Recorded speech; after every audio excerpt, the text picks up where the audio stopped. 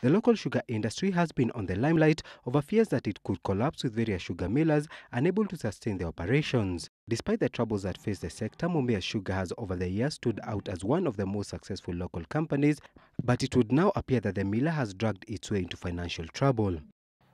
So we are here to help the sector, because once the government put its house in order, and especially the Kenya Sugar Board, which we don't really understand why it is permitting sugar to come into this particular country, which is leading to the collapse of the sector.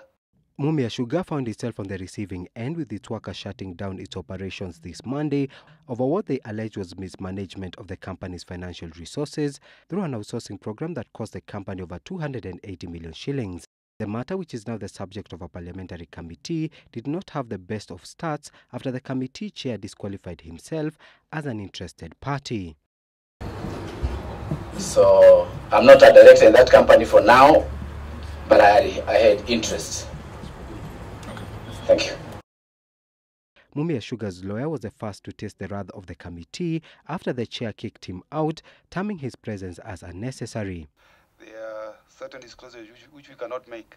So I brought him here so he can be able to give me guidance in case questions are asked, whether I'm in a position to respond or not. In the parliamentary committee, you have no other reference to look behind you or besides in order to be given guidance on what to say.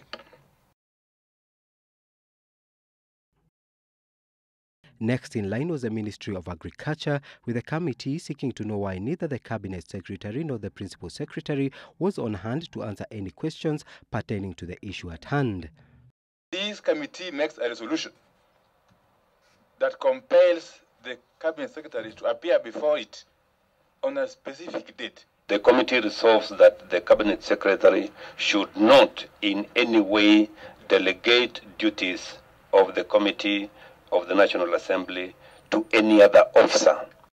The committee will resume its hearings on the 27th of this month as it seeks to have the government take more decisive measures to streamline the local sugar industry, which is at risk of collapse, with the safeguards protecting it against sugar imports from the Commercial region set to lapse next year. Henry Gedaiga, Citizen Business.